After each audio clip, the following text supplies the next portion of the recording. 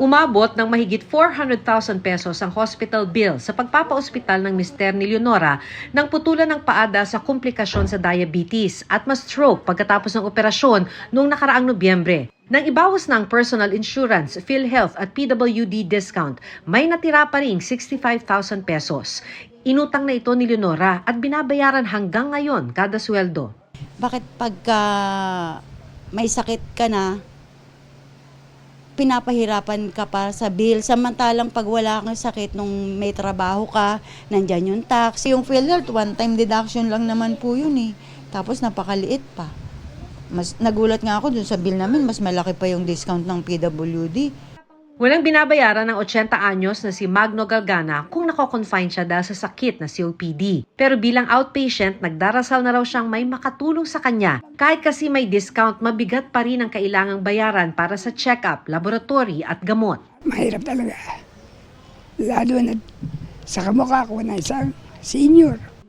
Mukhang bibigat pa ang medical bills ngayong taon. Sa isinagawang Global Medical Trends Survey ng Willis Towers Watson, isang multinational insurance company, nitong taon posibleng tumaas ng mahigit 18% ang medical cost sa bansa. Hindi raw maiiwasan ang pagmahal sa pagpapagamot, sabi ni Dr. Jose De Grano ng Private Hospitals Association of the Philippines. Wala tayong choice. Ganun talaga. Lahat po'y tumaas. Mga medical supplies, lahat po, pati sweldo ng ating mga nurses. So, expected po na ang hospitalization tataas din.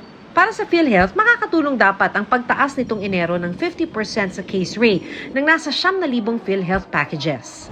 Isang problema, ayon sa PhilHealth, sumasabay ang pagtaas ng singil ng mga ospital sa pagtaas ng mga benepisyo ng PhilHealth. Wala raw kasing batas na magre-regulate sa paniningil ng mga ospital. At ating hiling din sa ating mga ospital at sa ating mga doktor na sana ay huwag namang sabayan ng pag-i-increase din ng kanilang paniningil o ng kanilang presyo. Dahil walang regulasyon, pinag-aaralan ng PhilHealth ang pagtakda ng ceiling price na pwedeng singilin ng mga pribadong ospital. We need to negotiate with the facilities and with the doctors, and also with that, we need to get their actual cost para alam po natin kung gaano natin kataas or gaano kababa isi-set yung ating fixed co-payments.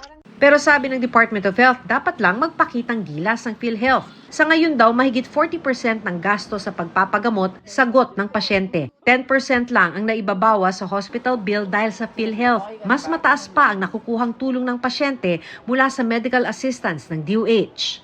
Ang trabaho ng PhilHealth ay bayaran ng benepisyo ng mga miyembro nito. At para mangyari yun, dapat mabilis yung bayad. Ikalawa, yung pag-estima ng amount na ibabayad, tama.